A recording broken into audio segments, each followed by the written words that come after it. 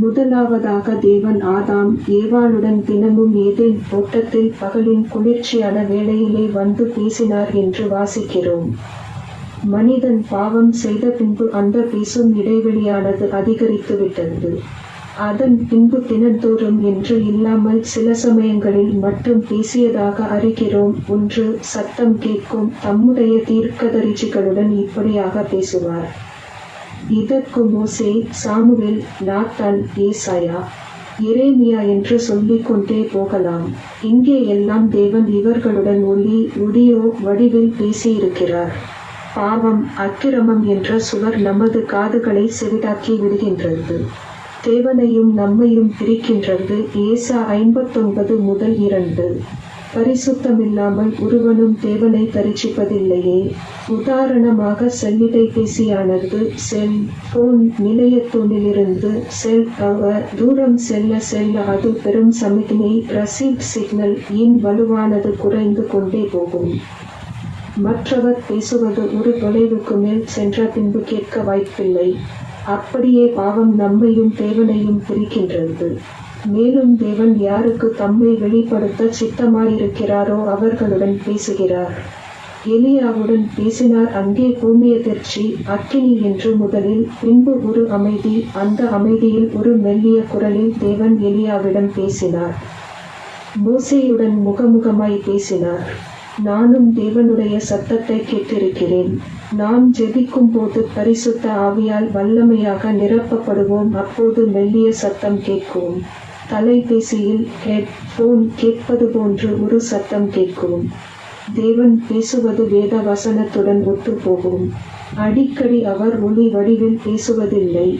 எனவே அப்படி பேசினால் தான் நம்புவேன் என்று ஒற்றை காலில் நிற்பது மிகவும் தவறு. 2.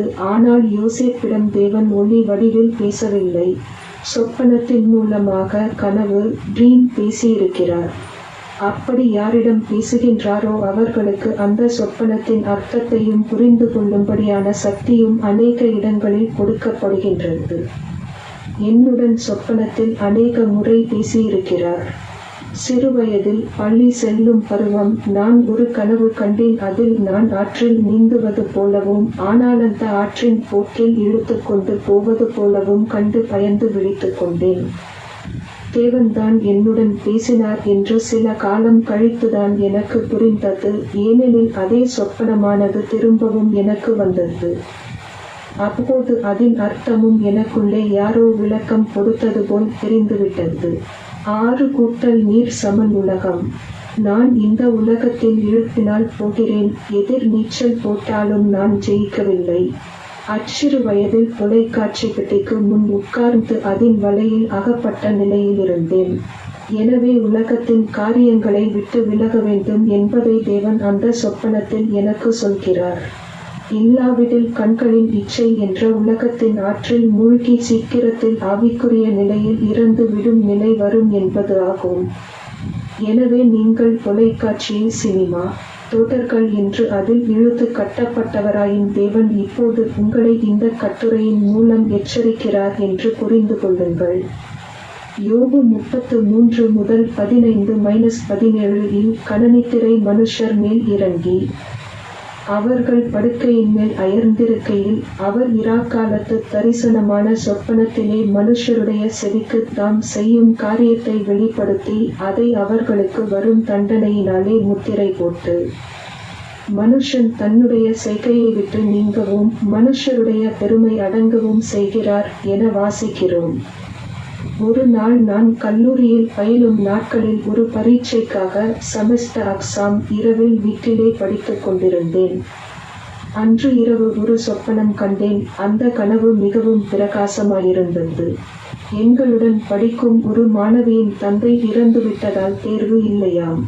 காலையில் புறப்பட்டு தேர்வுக்கு சென்றேன். கனவில் கண்ட அதே மாணவியின் தந்தை இறந்துவிட்டார். எனவே அநேக மாணவர்கள் அவளின் ஊருக்கு சென்றுவிட்டனர் என்று கல்லூரியில் ஒருவர் சொன்னதை கேட்டு எனக்கு பயங்கர அதிர்ச்சி. சில முறை இயேசுவே சொப்பனத்தில் தோன்றி பேசியிருக்கிறார். என்னுடைய சில ஜெபத்தின் கேள்விக்கு பதில் சொல்லியிருக்கிறார். எல்லாவற்றையும் இங்கே குறிப்பிட இயலாது. முக்கியமாக தேவன் சொப்பனத்தின் மூலம் பேசும்போது அந்த சொப்பனம் பிரகாசமாயிருக்கும். இதை நான் என்னுடைய அனுபவத்திலிருந்து சொல்கிறேன். 3 தரிசனத்தின் மூலமாக விஷன் தேவன் பேசுகிறார். சொப்பனம் ட்ரீம் என்பது நாம் தூங்கும்போது, தரிசனம் விஷன் என்பது நாம் ஜெபம் செய்யும்போது அல்லது நாம் தூங்காமல் இருக்கும்போது. அப்போஸ்தலனாகிய பவுலுக்கு சவுல் இயேசு தரிசனம் அளிக்கிறார். சவுலே சவுலே, முள்ளில் உதைப்பது உனக்கு கடினமாம் என்றும் அங்கே அவனுக்கு சத்தம் கேட்கின்றது. மேலும் இயேசு உயிர்த்தெழுந்த பின்பு அநேகருக்கு தரிசனமானார் என்று நாம் வாசிக்கிறோம். தானியேல் என்பவன் சொப்பனத்துக்கு அர்த்தம் சொல்லுகிறான். அநேக தரிசனங்களை காண்கிறான். அப்போஸ்தலனாகிய யோவான் பத்மு தீவில் ஆவிக்குள்ளாகி தரிசனங்களை காண்கிறான். ஆபிரகாமுக்கு, ஈசாக்கு ஆகியோருக்கு தேவன் தரிசனமாகி பேசினார். யாக்கோபுக்கு சொப்பனம் தரிசனம் என்றும் தேவனுடன் போராடி ஜெயித்தவன் என்றும் அவனுடைய அனுபவங்களை பார்க்கிறோம். எசேக்கியேல் அநேக தரிசனங்களை கண்டுள்ளார் என்று சொல்லிக் கொண்டே போகலாம்.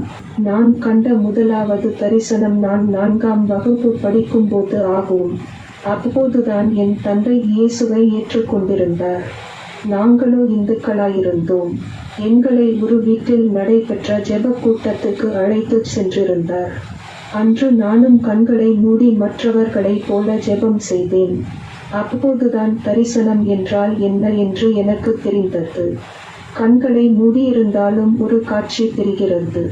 ஒரு சிறு பூங்கா இருந்தது. அங்கே ஒரு மரத்தாலான ஒரு சிலுவை உள்ளது. அதில் யாரோ ஒருவர் சிலுவையில் அறையப்பட்டு தொங்குகின்றார். அவர் சட்டை அணிந்திருக்கவில்லை. அவரது தலை கீழே சாய்ந்தது போல் இருக்கின்றது. ஆனால் அவர் சிலுவையிலே உயிரோடிருந்து என்னை பார்த்து கொண்டிருந்தார்.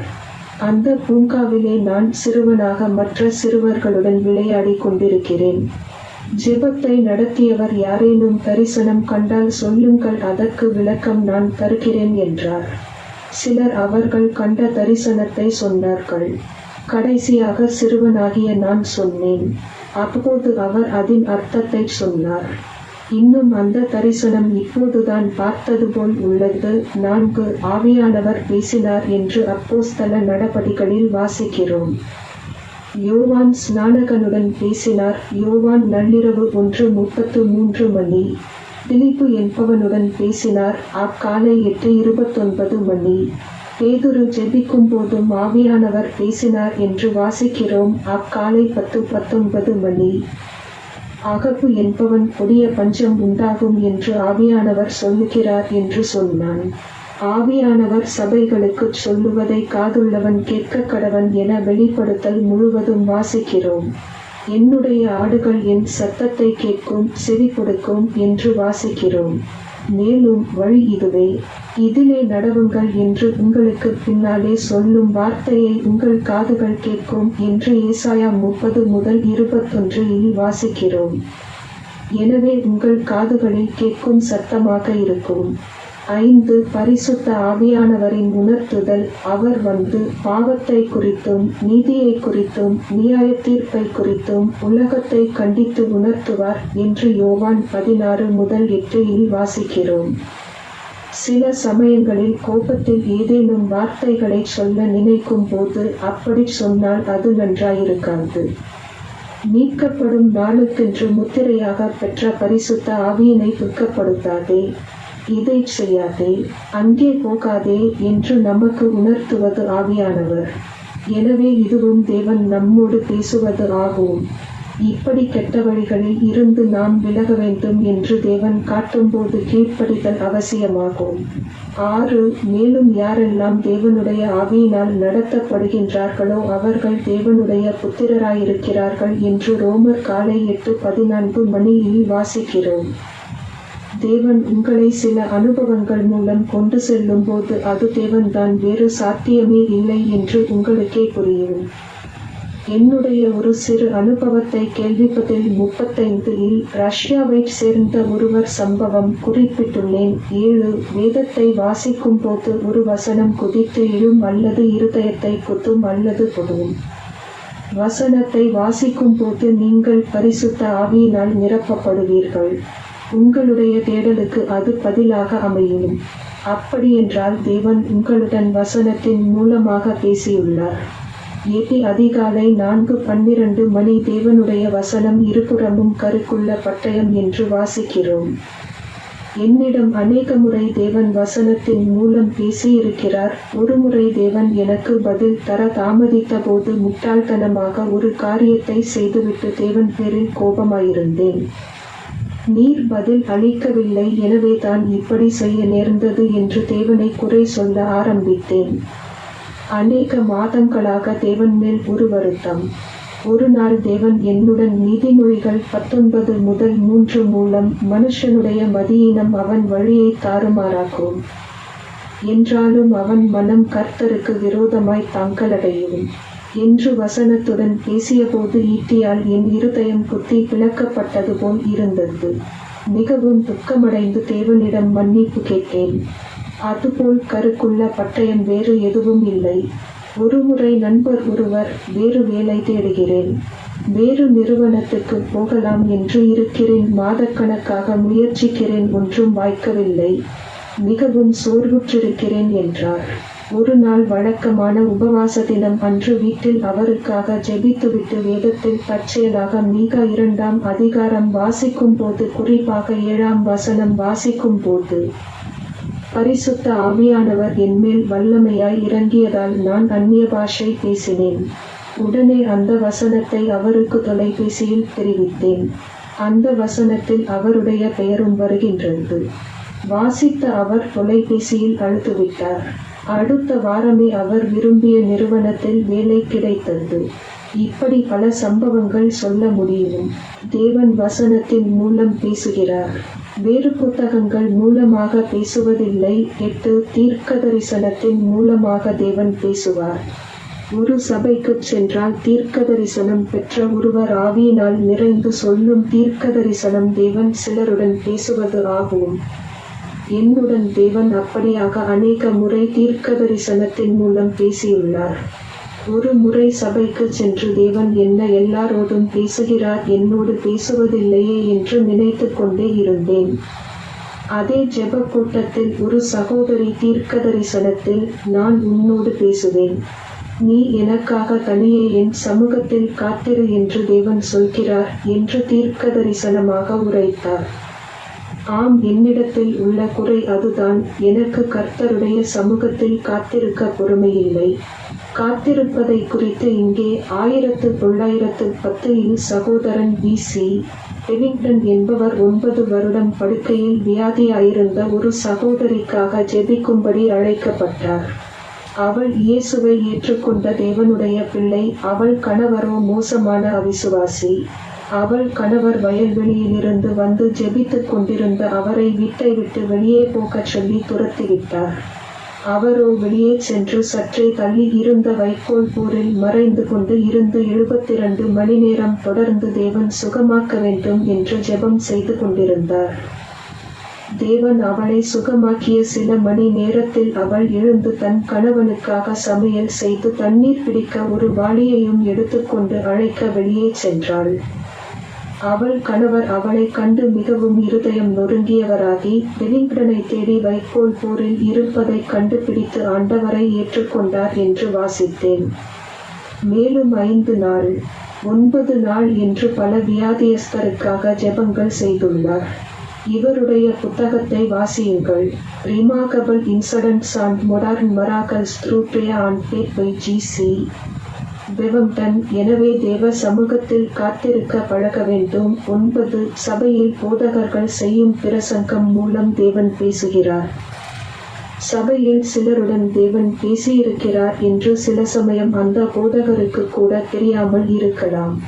சில சம்பவங்களையோ வசனங்களையோ அவர் எடுத்து பேசுவது உங்கள் கவனத்தை ஈர்த்து தேவன் நம்முடன் இதை சொல்லுகிறார் அல்லது எச்சரிக்கிறார் என்று புரியும்.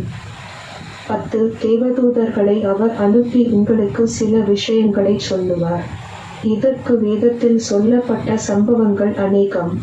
சிம்சோனின் பெற்றோர், கிதியோன், யோசேப்பு, மரியாள், கொர்நேலியு, தானியேல் என சொல்லலாம்.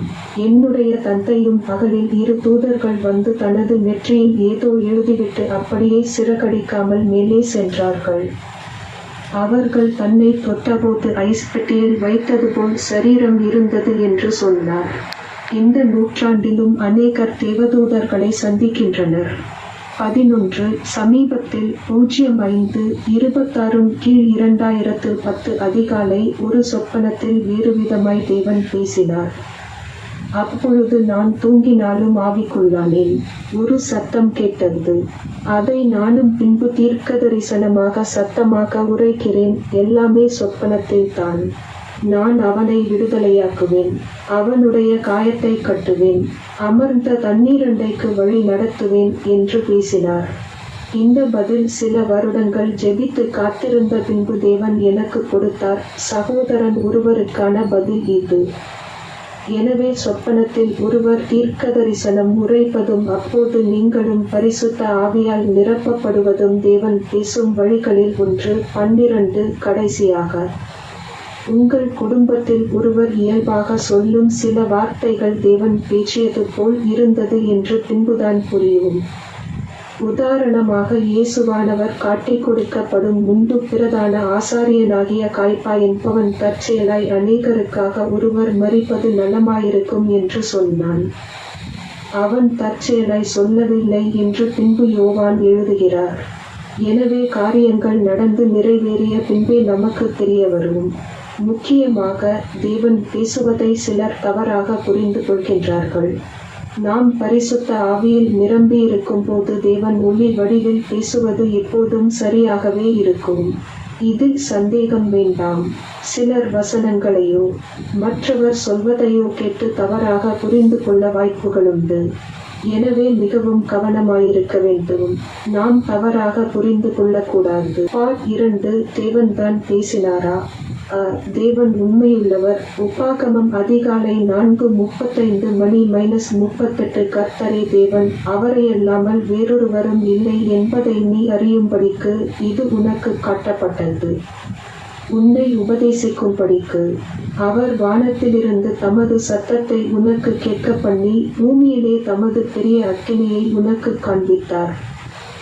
அக்கினியின் நடுவிலிருந்து உண்டான அவருடைய வார்த்தைகளை கேட்டாய். அவர் உன் பிதாக்களில் அன்பு கூர்ந்தபடியால் அவர்களுடைய பின்சந்ததியை தெரிந்து கொண்டு உன்னிலும் பலத்த பெரிய ஜாதிகளை உனக்கு முன்னின்று துரத்தவும் உன்னை அழைத்து கொண்டு போய் இந்நாளில் இருக்கிறது போல அவர்கள் தேசத்தை உனக்கு சுதந்திரமாக கொடுக்கவும் உன்னை தமது முகத்துக்கு முன் தமது மிகுந்த வல்லமையினால் எகிப்திலிருந்து புறப்பட பண்ணினார்.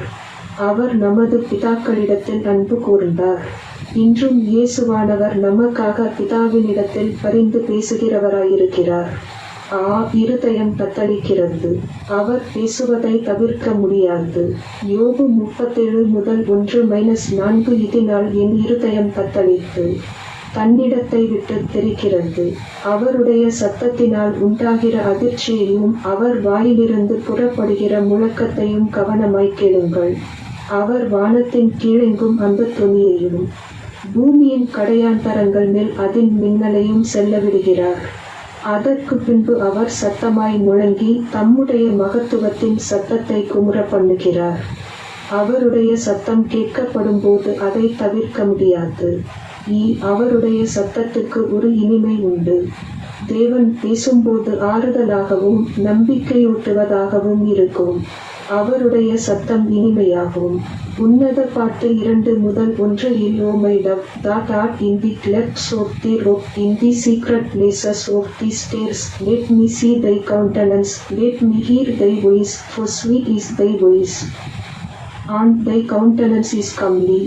உமது சத்தம் இனிமையானது என்று பரிசுத்த ஆவியானவரை இங்கு புறாவுக்கு ஒப்பிடலாம். புதிய ஏற்பாட்டிலும் பரிசுத்த ஆவியானவர் புறாவை போல் இறங்கினார் என்று படிக்கிறோம். அவருடைய சத்தம் சமாதானம் தரும். சங்கீதம் 85:8 கர்த்தராகிய தேவன் விளம்புவதை கேட்பேன். அவர் தம்முடைய ஜனங்களுக்கும் தம்முடைய பரிசுத்தவான்களுக்கும் சமாதானம் கூறுவார். அவர்களோ மதிகேட்டுக்கு திரும்பாதிருப்பார்களாக. வேதாகமத்தில் உள்ள வசனத்துக்கு மாறாக அல்லது விரோதமாக பேச மாட்டார். அங்கே போய் திருடு என்றோ கெட்ட வார்த்தையால் அவனை திட்டு என்றோ இந்த பாவத்தைச் செய் என்றோ, நீ ஒரு தற்கொலை படை போல் வெடித்துச் சிதறு, அப்போது பரலோகம் கிடைக்கும் என்றோ தேவன் ஒருபோதும் பேசமாட்டார். அப்படி வஞ்சித்து பேசுபவை எல்லாம் பிசாசுதான். தேவன் ஒரு புத்த சாமியாரைக் கொண்டோ இந்து சாமியாரைக் கொண்டோ திரித்துவ தேவனை மறுதலிக்கும் ஒரு கூட்டத்தாரைக் கொண்டோ மொமன்ஸ் என்ற அமெரிக்காவில் வசிக்கும் ஒரு கூட்டத்தாரைக் கொண்டோ யெகோவா சாட்சிகள் கூட்டத்தாரைக் கொண்டோ பகவத்கீதையைக் கொண்டோ குரான் கொண்டோ உபனிஷத் மூலமோ பேசுவதில்லை. ஏனெனில் அவைகள் இயேசு கிறிஸ்துவை குமாரனாகிய நித்திய தேவன் என்று நம்புவதில்லை. இப்படி தேவனை மறுதலிக்கும் சமயத்தாரைக் கொண்டு தேவன் பேசுவதில்லை.